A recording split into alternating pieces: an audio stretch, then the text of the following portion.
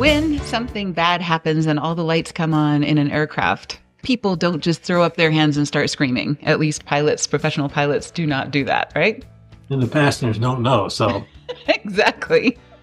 So today we're going to talk about glide paths in marketing and how they apply not just in airplanes, but also in marketing. So I'm Paula Williams.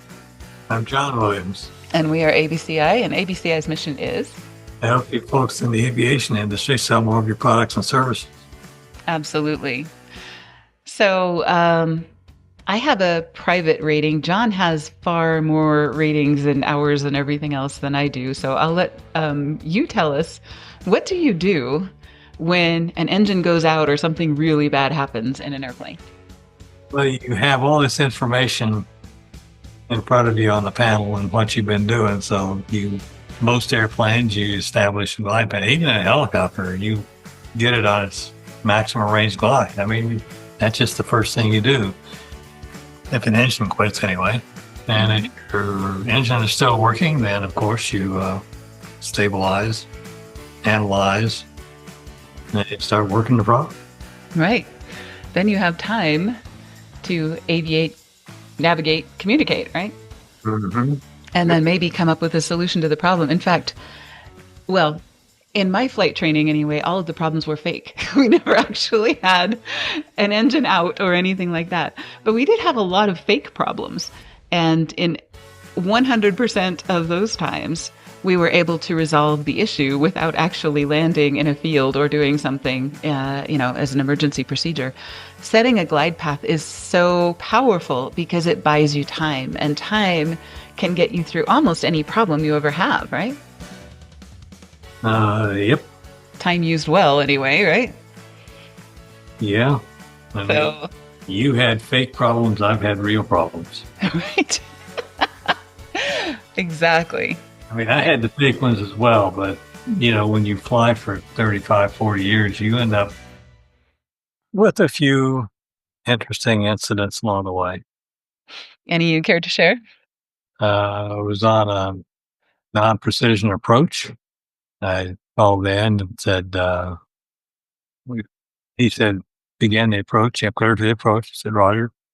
I started down the approach. You're doing exactly what you're supposed to do. And I got down to the minimum descent altitude and was just passed over the fix.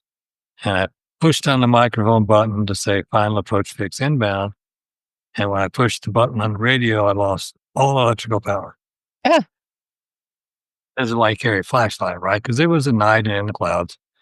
And, well, that makes it kind of interesting. Because you can't do a missed approach and climb back up and go somewhere else because you don't have any way to know where somewhere else is.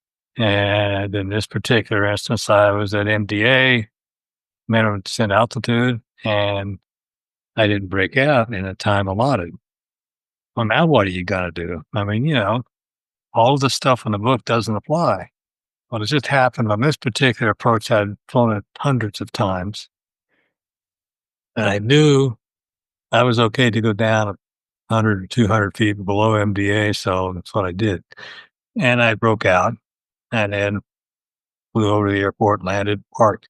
And where they had me parked, it was pre-positioned. I knew where I was going to park. I just did it. I've flown to this place a number of times and knew where to park. And it was snowing, of course. And it was a 3/4 mile hike back up to the op shack. Got up there and people were all uptight because I wasn't talking to ATC, talked to approach control. I didn't talk to anybody, and they were getting ready to send a search party out. And I said, well, wait a minute. And I explained it. And then I said, well, call ATC. And I did, got it all straightened out. But it makes you have to be presence of mind. And it works in life too. I mean, when you have things go wrong, you think you can't deal with, you have presence of mind and you think it through. You have the time to do that. Whereas if you throw up your hands, You're just going to die. You're going to spend all of your time screaming. And then you have no energy because everything's in a panic. You lose your perspective and everything else, and you just don't have time or presence of mind Yeah. to carry through. Smart. It happens.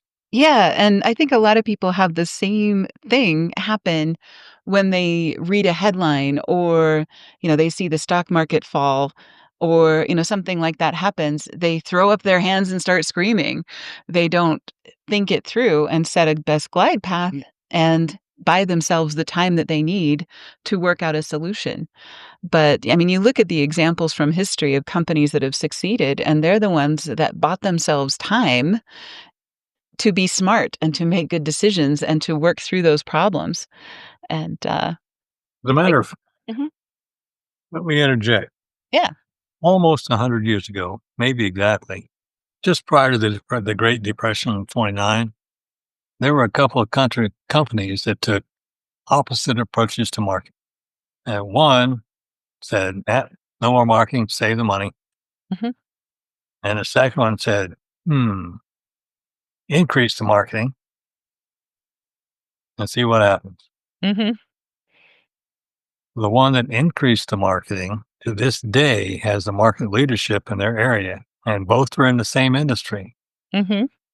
One was Kellogg's, one was Post. Mhm. Kellogg's is the one with the market leadership and name and everything else. Post refused to market during that time, and they have never made it up. Right. So they made the safe choice, which actually wasn't safe. And I think that's really the key there. And Kellogg's is, I mean, we still buy Kellogg's stuff. But Even though it may sound self-serving from a marketing firm, Mhm. but you can go back and research it and discover story. Right. Exactly. So, you set your best glide. So what does that mean from a marketing perspective? You may want to evaluate your marketing spend. You may want to say, do we have a bunch of trade shows coming up that are likely to, especially if it's a worldwide event like COVID or a recession or something like that, or travel problems. Maybe we don't want to go to a big international trade show. So we may decide, you know what, we are going to redirect some of that money to evergreen assets, to articles on our website that are explain our product or service that are going to last forever. We have articles on our site that have been there since 2009 that are still bringing us customers. So rather than doing expensive temporary things, we do less expensive permanent things. So that's one adjustment you could make. Another might be to say, you know what, we are not going to spend money every month on Google ads. We're going to redirect that to social media, organic social media, which is less expensive, but we also develop materials that we can use over and over again, maybe put them on repeat every 12 weeks in our social media and, they'll last us forever. So that's a great glide pattern or great glide path activity, right? So there's a lot of things that you can do with your marketing. And another thing might be you may decide, well, we have to cut staff, but then what are we going to do? Because we have to keep marketing. Going silent is never a good decision for a lot of reasons. People wonder if you're still in business. They'll wonder if they can rely on you. They'll wonder if you're having company trouble or anything else. As a matter of fact, we've had a long-term client sort of faded into not doing anything for a while. Hmm. And we meet with them monthly, as we do with all of our clients. And the guy said, we need to do something with the website. I said, well, we know that. He said, yeah, well, I'm getting calls saying, asking if we're still in business. Right. Because nobody's touched their website. And in their case, I think it was like 5 years. We recommend they do a refresh every 3 years, at least make some visual change or, something like that to, because things change, styles change, marketing changes, what we learn about technology changes. The people that are using our website are now on phones instead of computers. There's a lot of things that we want to adapt to over time. And if you're not adapting, you're not alive, Mm-hmm. So, yeah, there's a lot of things that are kind of non-negotiables. Visibility is a non-negotiable. That's something that we absolutely need to do. It's just a question of can we do it in a less expensive way that puts us on a nice, sustainable path that we can manage, even if we're not having the same amount of revenue coming in over the long term. So, as I was saying, a lot of people are cutting staff, but then you can delegate that to a third party like ABCI, where we have no contracts. Everything is month to month and everything is flexible. So you can decide, okay, we can do titanium this month, and then we may need to drop to a platinum level, come back to titanium when we're able. That's a very reasonable situation when you have, a cash flow situation or something like that. You can adapt rather than quit. You don't just throw your hands up. You just change your strategy, right? Exactly. Right. Cool. All right. Well, thank you for joining us, and we'll see you next time.